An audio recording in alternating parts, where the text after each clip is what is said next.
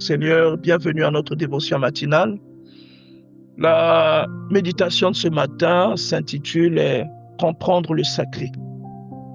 Et notre texte de base se trouve dans le livre des Rois au chapitre 13, à partir du verset 3. La Bible déclare: le même jour, il donna un signe en disant: c'est ici le signe que l'Éternel a parlé. Voici l'autel se fondra et la cendre qui est au-dessus sera répandue. Verset 4, la Bible dit: lorsque le roi entendit les paroles, ou la parole que l'homme de Dieu avait criée contre l'autel de Béthel, il avança la main de dessus l'autel en disant: saisissez-le.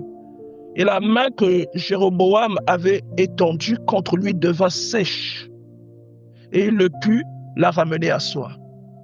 Amen. En fait, je vous redonne le contexte. Il s'agit de Jéroboam qui devient roi parce que Salomon a péché, et que Dieu dit à Salomon qu'après sa mort, il donnera le pouvoir à quelqu'un d'autre, à son serviteur. Jéroboam devient donc roi. Malheureusement, lorsqu'il accède à la royauté, il commence à faire pécher Israël. Et bien aimé, j'aimerais rappeler à tout enfant de Dieu que tout investissement que vous recevez de la part de Dieu, toute consécration, toute onction que vous avez reçue de la part de Dieu a un but précis.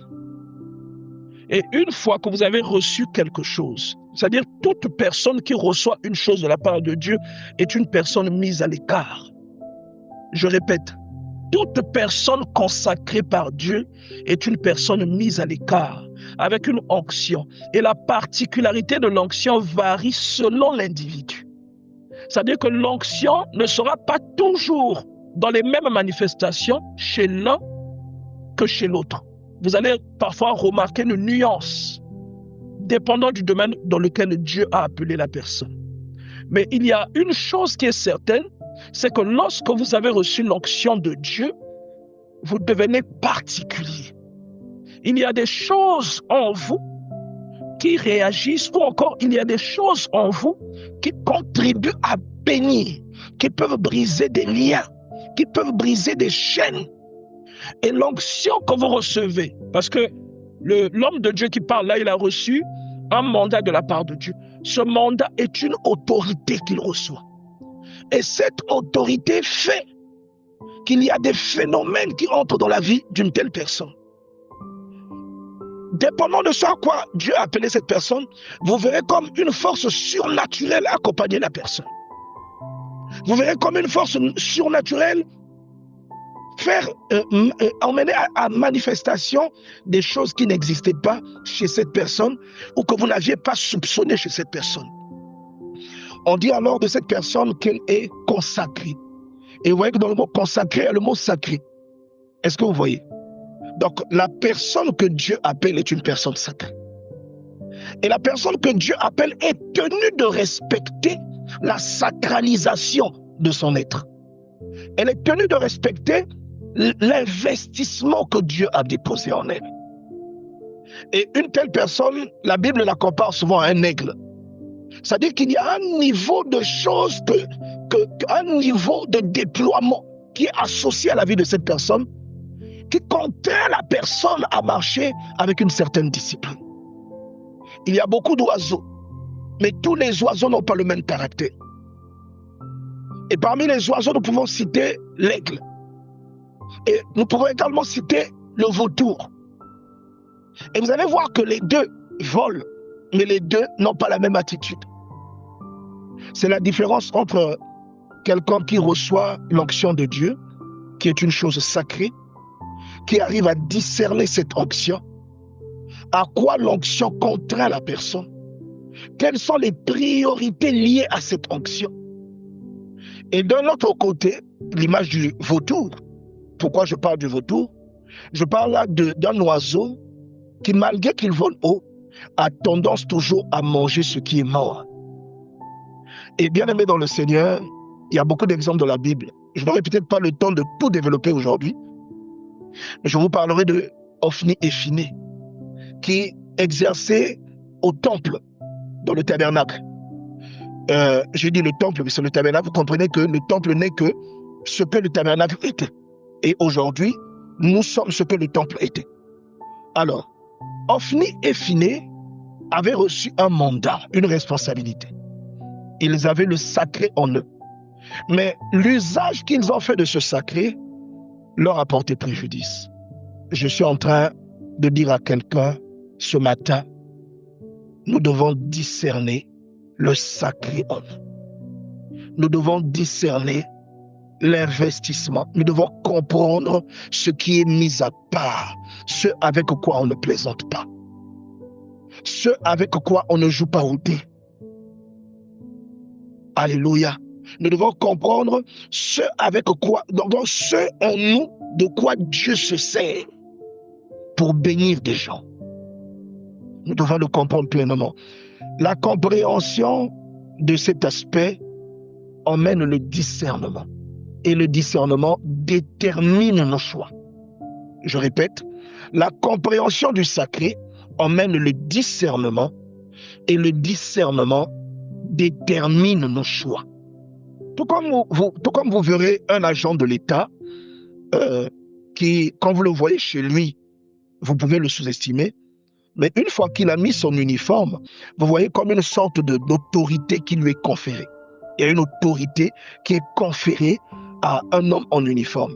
Et je vous ai souvent expliqué que quel que soit le gabarit du camion, même si c'est un tracteur qui est sur la circulation, avec des freins qui fonctionnent, avec tout le moteur qui marche correctement, si le monsieur en uniforme lève la main, celui qui régule la circulation, quel que soit le gabarit du bulldozer, il va s'arrêter. Pourquoi? Parce que le conducteur du bulldozer qui représente maintenant l'esprit de la personne. Parce que le bulldozer va représenter tous les attributs autour d'une personne qui a des compétences, qui a des qualités, qui a des particularités. Et malgré cela, toute cette machine, bien aimée dans le Seigneur, est pilotée par un individu. Et l'individu, c'est la conscience. L'individu, c'est l'esprit de la personne. Et l'esprit se doit de discerner. Et lorsque la personne qui conduit voit une autorité policière, militaire, ou en tout cas une autorité qui régule la circulation, levez la main, vous allez voir que le véhicule va s'arrêter. Le véhicule ne s'arrête pas parce qu'il veut s'arrêter. C'est le pilote à l'intérieur du véhicule qui arrête. Pourquoi? Parce qu'il comprend la notion d'autorité. J'aimerais vraiment que nous comprenions, bien aimés dans le Seigneur, même au travers d'un exemple que la Bible nous donne, au verset 4 du livre des Rois, du premier livre des Rois, chapitre 13. On nous parle d'un homme de Dieu en face d'un roi. Le roi est une personne instituée par Dieu. Et on dit que Jéroboam avait reçu le pouvoir de devenir roi de la part de Dieu. Et la gestion du pouvoir que Jéroboam a manifesté a déterminé également sa relation avec Dieu. Alléluia. Il a été élevé un tout petit peu. Il était différent avant. Mais lorsqu'il a été un tout petit peu élevé, il a, comment on va dire ça? Il a cessé de regarder aux premières choses qui faisaient de lui Jéroboam. Aux premières choses qui ont fait que Dieu jette son dévolu sur lui. Et il a manifesté une forme de, comment on va dire ça? Une forme de, c'est-à-dire il a cessé de voir ce qui est sacré tel que cela est normalement, ou tel que cela devrait être perçu. C'est-à-dire il a cessé même de donner à Dieu. Vous savez, lorsqu'on parle de Dieu, Dieu passe par des hommes. Vous voyez? On ne peut pas honorer Dieu ou dire qu'on honore Dieu sans passer par des hommes. Et vous allez voir, la Bible dit que Jéroboam, de tout roi qu'il est devenu, a levé la main contre un serviteur de Dieu. A levé la main contre une voix que Dieu avait utilisée, une voix dont Dieu s'était servi pour le réprimander. Et regardez ce qui s'est passé dans la vie de Jéroboam. Dans la seconde qui a suivi, la Bible dit, il avança la main au-dessus de l'autel en disant saisissez-le. Et la main que Jéroboam est roi, il indexe un sujet. Mais ce sujet est la personne que Dieu a utilisée. Dieu a investi. pour recadrer. L'inférieur ne recadre pas le supérieur. Alléluia. Dieu donne un mandat, même si celui qui était en face de Jéroboam était... J'aimerais que vous compreniez bien ces choses. Même si celui qui était en dessous de Jéroboam était un simple sujet, du fait que Dieu ait jeté son dévolu sur lui pour recadrer les actes de Jéroboam, cela a donné ou cela a conféré à cette personne, à ce prophète, une autorité, une position au-dessus du roi. Et donc, normalement, en l'indexant, le roi n'aurait pas dû, si il faut s'en tenir à la logique du roi, le roi indexait un sujet. Mais le royaume des cieux s'est manifesté pour démontrer à Dieu, à Jéroboam ou au roi, que la personne qui était en face d'elle, aussi insignifiante soit-elle, était la bouche dont Dieu se serve. Jéroboam voyait l'individu plutôt que de voir Dieu dans cette personne. Bien aimé, nous devons apprendre à comprendre ce qui est sacré, à ne pas le mélanger avec ce qui est profane. On dit que la main de Jéroboam est devenue sèche. Ce n'est pas l'homme de Dieu qui avait fait ça. Nous devons vraiment comprendre quand quelque chose est sacré. Pour en tirer avantage, il faut la chérir. Pour en tirer l'avantage, parfois, il faut s'effacer soi-même. Alléluia. Et je vous ai souvent pris l'exemple de Myriam et de Aaron, qui, dans leur argument, avaient raison sur Moïse. Regardez ce que Moïse a subi, ou encore ce dont il a été victime de la part de ses frères, et la répercussion qu'il y a eu après. Pourquoi? Parce que quoi qu'ils avaient tous l'onction, mais l'onction de Moïse était particulière. Bien-aimés dans le Seigneur, nous devons comprendre ce qui est sacré. Ne jouez pas avec ce que Dieu vous a donné. Il y a des choses que vous déployez aujourd'hui. Vous les déployez parce que Dieu vous les a conférées. Il y a des choses que vous déployez qui sont sacrées, que les gens peuvent admirer. Vous les déployez parce que Dieu vous les a conférées. Parfois par un intermédiaire. Nous devons comprendre les voies de Dieu, les canaux par lesquels Dieu passe. Et nous ne devons pas jouer avec ce qui est sacré, bien-aimé. Et normalement même, celui qui comprend le sacré, il y a des choses auxquelles il ne s'adonne pas.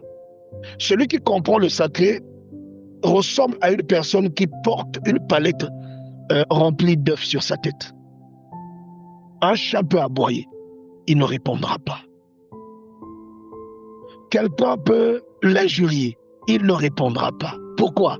Sa priorité est orientée vers les œufs qu'il transporte.